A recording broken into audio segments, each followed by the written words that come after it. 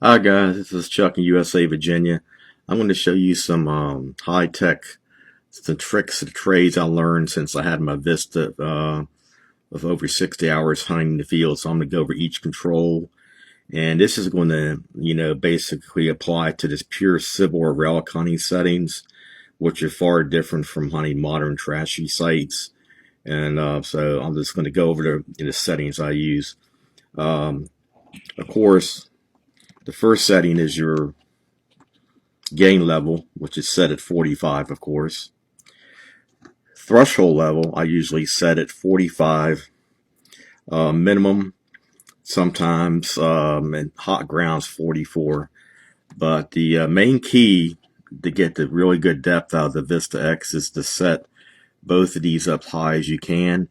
If you get in some really hot ground, it's always best to cut your gain back, but also try to keep your threshold higher up. So you'll lose a little bit of gain punching the ground, but with the threshold set higher, you'll confiscate for the death loss a little bit.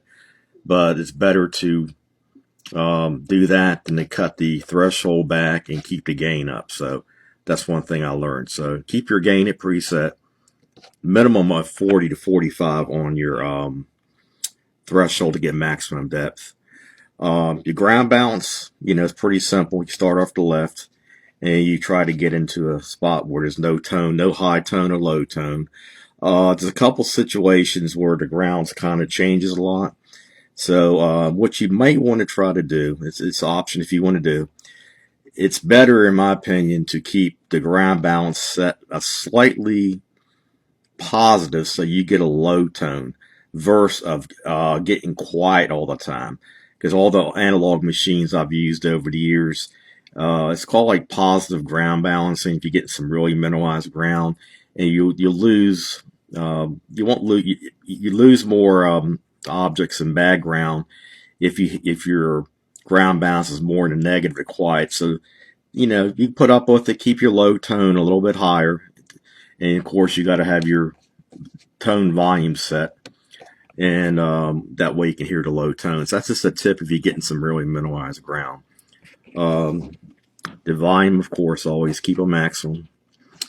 The discrimination, the minimum is always set on 2.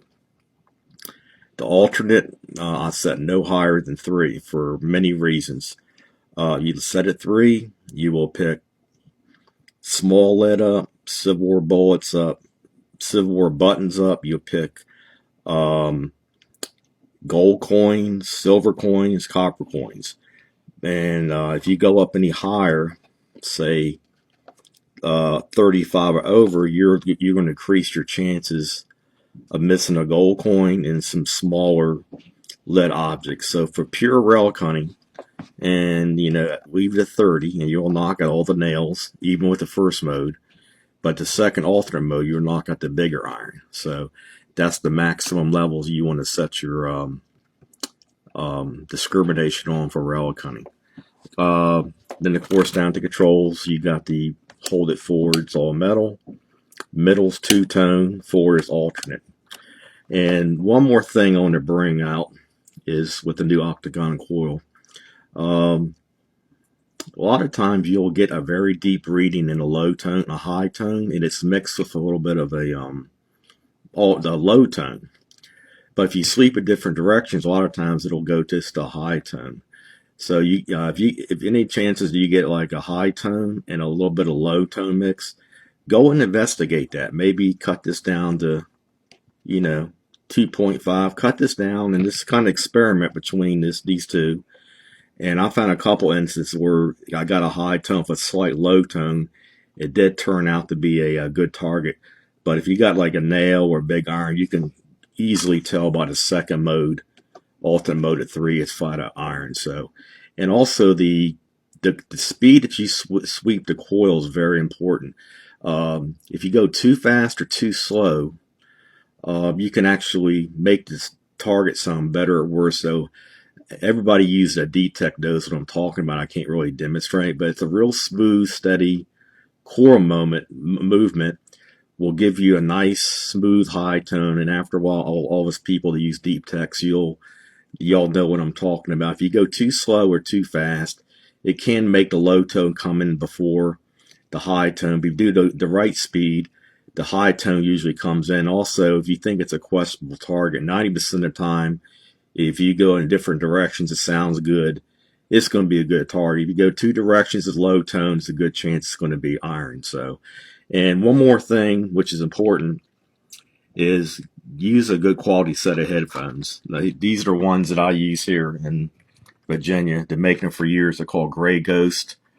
They're got polyurethane sets in here. They're guaranteed for life. They're $120, but you need a really good set of headphones with the DeepTech. That way you can hear the different nuances and the tones and everything.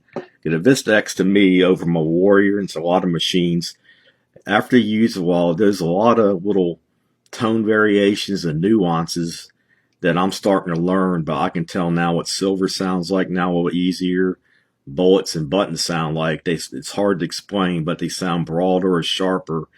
But you need also have a good set of headphones with that. So I hope you find this information informative. Like I said, this is just the way I set it for relic hunting. Maybe you can get some of the information I gave you and apply it to your type of hunting.